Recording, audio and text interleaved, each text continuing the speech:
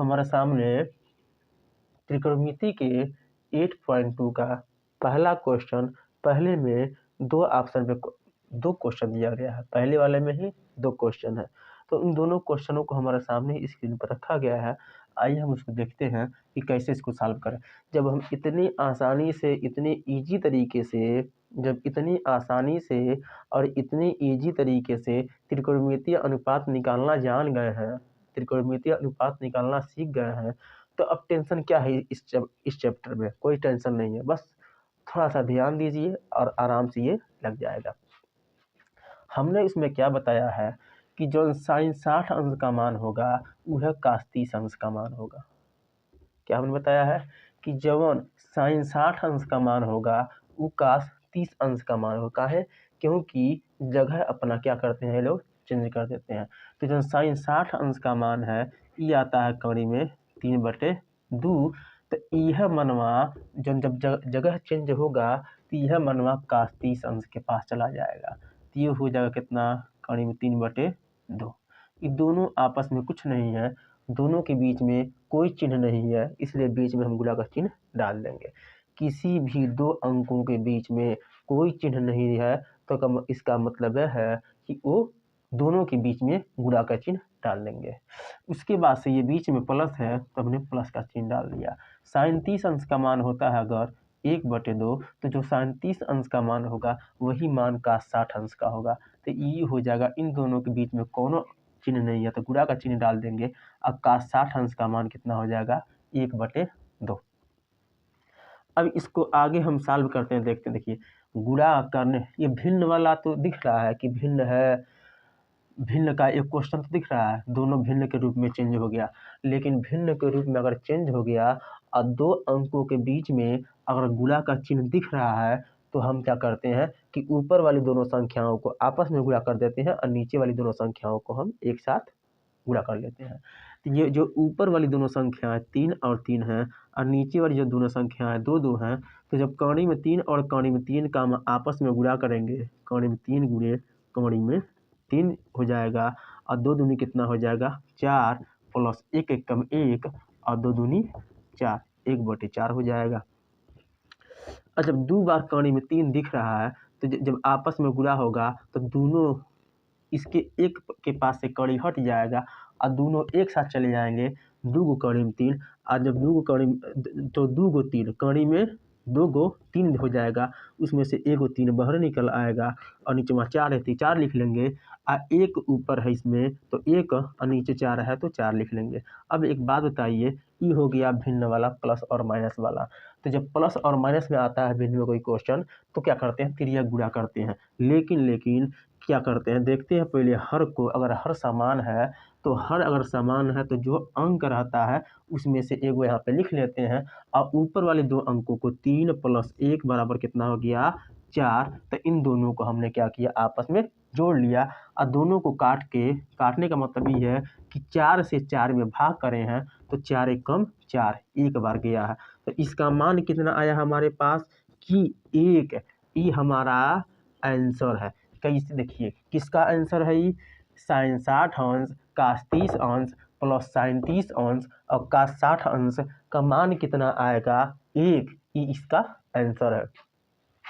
दूसरा वाला दिया है कि 2 tan स्क्वायर 45 अंश कास स्क्वायर 30 अंश और माइनस साइन स्क्वायर 60 अंश। तो जब ऐसा वाला क्वेश्चन दे बाबू ना, जब ऐसा वाला क्वेश्चन दे कि मान लीजिए लिखा है साइन स्क्वायर 30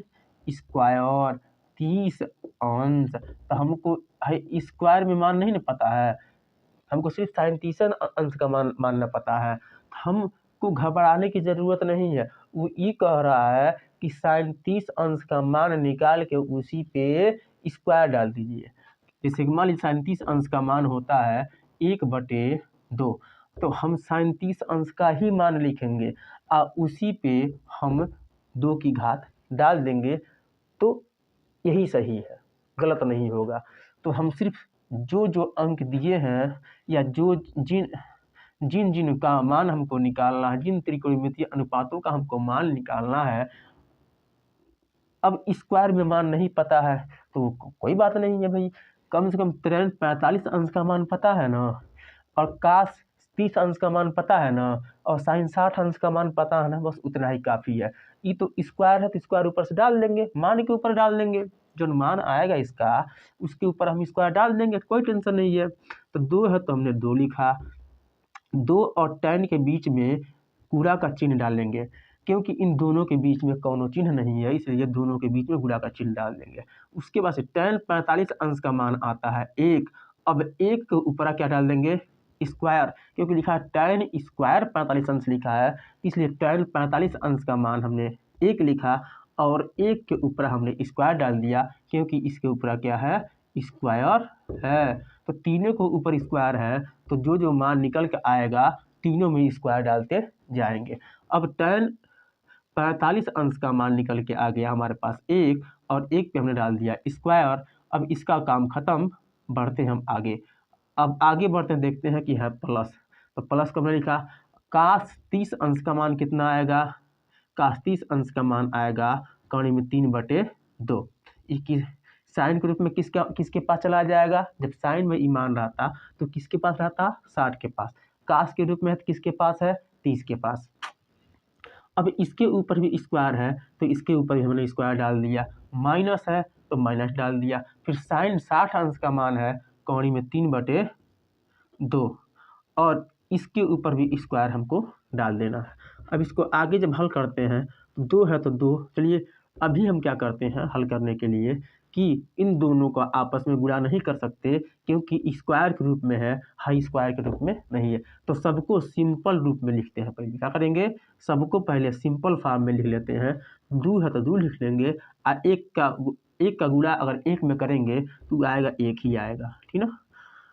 अब इन दोनों को हम क्या कर सकते हैं, आप लोग ऐसे देखिए, साथ देखिए, इसको मैं और 60 तरीके से कर सकता हूँ, लेकिन आप लोगों की सुविधा के अनुसार जो पॉइंट फंसता है, एक एक चीज़ फंसता है, छोटी छोटी चीज़ फंसता है, उसी को मैं विस्तार से मैं पढ़ा रहा हूँ कि सर जी कैसे करके चले गए पता नहीं चला।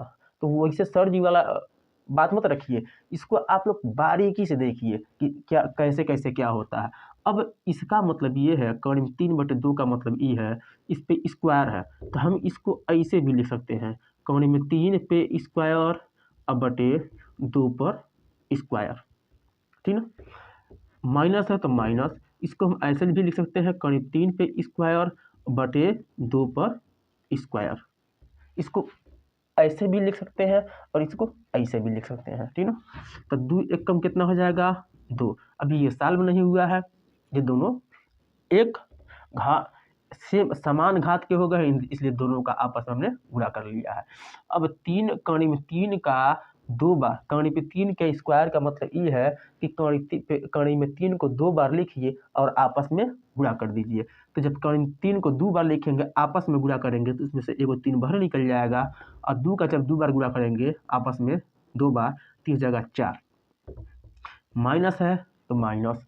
फिर कौड़ी में 3 है तो कौड़ी में 3 हमने, कौड़ी में 3 पे स्क्वायर है तो इसमें से क्या बाहर निकलेगा, सिर्फ 3 ही बाहर निकलेगा। उसके बाद 2 पे स्क्वायर है तो कितना हो जाएगा, 4, -3/4 और +3/4। जब दोनों विपरीत चिन्ह के हों तो आपस ये कट जाएंगे, जब दोनों विपरीत चिन्ह वाले हैं तो ये एक दूसरे से कट जाएंगे, बचेगा बेचारा सिर्फ 2 अकेला, यह इसका आंसर हो गया, ठीक है। तो ये त्रिकोणमिति के 8.2 का पहले क्वेश्चन में जो 1 और 2 दिया हुआ है ये उसका सॉल्यूशन है, और ये दूसरे का सॉल्यूशन है। तो कैसा लगा थोड़ा ताली बता दीजिए।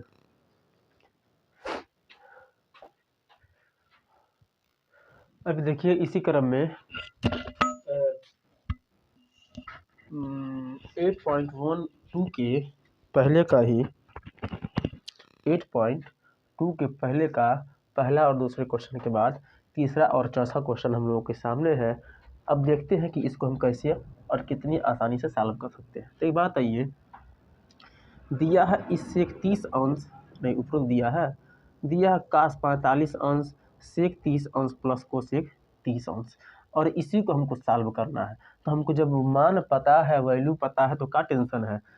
अब इसको जब हल करते हैं तो देखते हैं क्या आता है, वो तो सामने अइबे करेगा। cos 45 अंश का मान कितना आता है बाबू, 1/2, क्योंकि ये एक्सचेंज नहीं किया है, जगह को बदला नहीं था, इसलिए साइन अगर 45 अंश का मान आता है 1/2 तो cos 45 अंश का मान भी वही आता है 1/2। sec 30 अंश का मान क्या आता है, तो जो cos 30 अंश का मान आएगा वो है sec 30 अंश का मान आएगा। तो cos 30 अंश का मान कितना आता है, कड़ी में 3/2, तो इसका आएगा 2/3। ठीक उसका उल्टा। अब प्लस में हो जाएगा कोसेक 30 अंश, तो कोसेक 30 अंश का मान कितना आता है 1/2, 30 सिर्फ कितना आएगा, कोसेक 30 अंश का मान कितना आएगा सिर्फ 2। फिर देख एक बार कि क्वेश्चन सही लिखा गया कि नहीं, रुकिए फिर देखें क्वेश्चन सही लिखा गया है कि नहीं, थोड़ा एक बार क्लियर करने दीजिए मुझे। चलिए क्वेश्चन सही है, इसको देखते हैं आगे। तो कोसेक 30 अंश का मान हो जाएगा, तब साइन 30 अंश का मान 1/2, तो कोसेक 30 अंश का मान हो जाएगा 2। अब इसको आगे और देखते हैं कि कैसे हम इसको सॉल्व कर सकते हैं। ऊपर दिया गया 1/2 और नीचे है, देखिए इसके नीचे 1 हम मान सकते हैं, है ना। अब इन दोनों का हम क्या करते हैं, इन दोनों को हम तिर्यक गुणा करके जोड़ लेते हैं। तो 2 1 कम 2 कितना हो जाएगा, 2 1 कम 2, 2 का गुणा हमने किया 1 में, 2 1 कम 2, बीच में प्लस का चिन्ह, हमने प्लस का चिन्ह लगा लिया, और 2 कौड़ी में 3, 2 का जब कौड़ी में 3 में गुणा करेंगे तो 2 बाहर हो जाएगा, कौड़ी में 3 अंदर में रहेगा, और नीचे कौड़ी में 3 1 कम कौड़ी में 3 हो गया। अभी कुछ कौड़ी में 2 है और कौड़ी में 3 है, तो इसको हम काट सकते नहीं है, काटने का कोई व्यवस्था ही नहीं है। तो क्या करते हैं कि इनका हम गुणा कर लेते हैं। तो सबसे जो ऊपर संख्या है उसका गुणा सबसे नीचे वाली संख्या में, अब बीच वाली दोनों संख्याओं का आपस में हम गुणा कर लेते हैं। तो करीब 3 जब ऊपर जाएगा 1 से गुणा होगा तो करीब 3 हो जाएगा, ई जब करीब 2 से गुणा होगा तो कितना हो जाएगा देखते हैं। जब करीब 2 से गुणा होगा तो ये 2 + 2 करीब में 3 है, 2 + 2 कड़ी में 3 है। यहाँ से हम करीब 2, ये 2, यहाँ से 2 और 2 दिख रहा है ना, यहाँ से हम कामन भी ले सकते हैं, है ना, क्या कर सकते हैं, कामन भी ले सकते हैं। चलिए कामन लेंगे तो फिर वही गुणा करना पड़ेगा, तो कामन नहीं लेंगे, सेम वैसे ही लिख देंगे, कड़ी में 3 बटे में कितना है 2 कड़ी, जब कड़ी में 2 में 2 से गुणा करेंगे तो हो जाएगा 2 कड़ी में 2 प्लस 2 कड़ी में 6, 2 कौड़ी में 6। अब इसको हम यहाँ से लिखना शुरू करते हैं।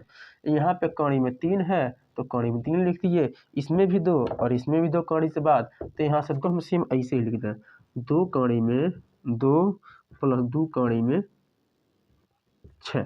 उसके बाद से अब इसका परिमरीकरण करेंगे, थोड़ा गुणा करना आसान है, बस इतना इसलिए किए हैं।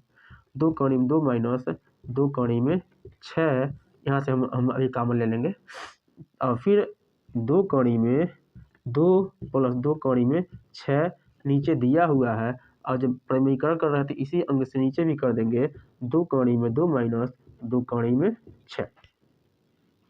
इसके बाद से क्या करना है, अब इसको हम गुणा करते हैं। जब गुणा करेंगे तो इन दोनों का आपस में गुणा करेंगे, 2 कौड़ी में 6 ई हो जाएगा, और माइनस 2 कौड़ी में 6 त्रिका 18, ये ऊपर हो जाएगा।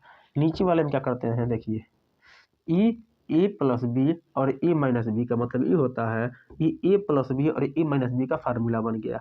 तो जब ए + बी और ए - बी का फार्मूला बन गया तो क्या करते हैं, इन दोनों को ये जो दोनों एक साथ हैं, और 2 कौड़ी में 2, इसको हम ए मान लिए, और 2 कौड़ी में 6 को हमने बी मान के इस पे स्क्वायर डाल दिया। अब ऊपर क्या करते हैं, अब यहाँ से 2 और 2 को कॉमन ले लेते हैं, तो ऊपर बचता है कौड़ी में 6 माइनस कौड़ी में 18, कौड़ी में 6 माइनस कौड़ी में 18, और नीचे कितना आएगा 2 का स्क्वायर 4, 4 दूनी 8, माइनस 2 दूनी 4, 2 दूनी 4, और 4 छके 24, 4 छके कितना हो जाएगा 24।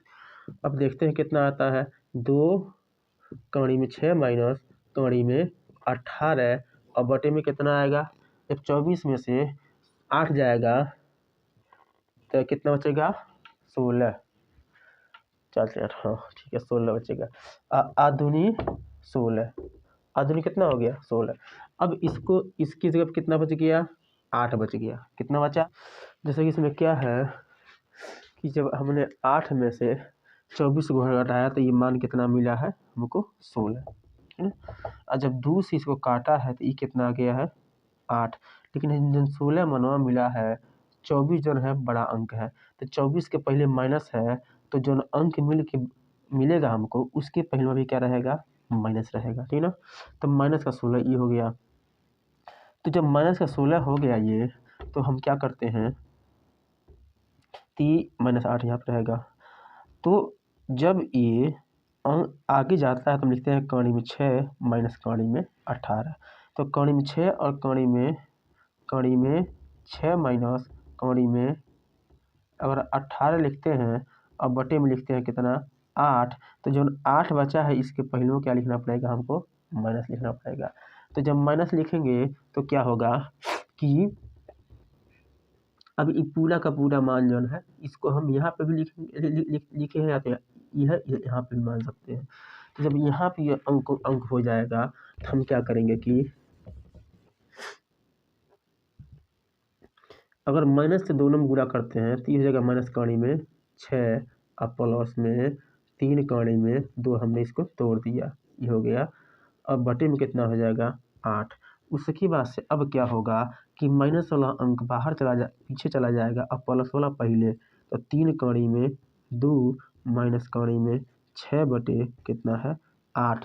या तो ऐसे कर लो और नहीं ही चेंज करना चाहते हो तो जितना आंसर आ रहा है उतना भी लिख सकते हो, लेकिन प्लस वाला जैसे कि वैसे अगर या तो सब में माइनस से गुणा कर दोगे तो वैसे रह जाएगा, और नहीं तो क्या करो कि इसमें जो माइनस था पहले जो माइनस है ना इससे गुणा करोगे तो हाई माइनस में हो जाएगा, हाई प्लस में हो जाएगा। तो प्लस वाला मान क्या करते हैं पहले लिख लेते हैं, अब माइनस वाला बाद में लिख लो, अब बटे में 8 लिख लो, आंसर हमारा आ जाएगा, कोई टेंशन ही नहीं है।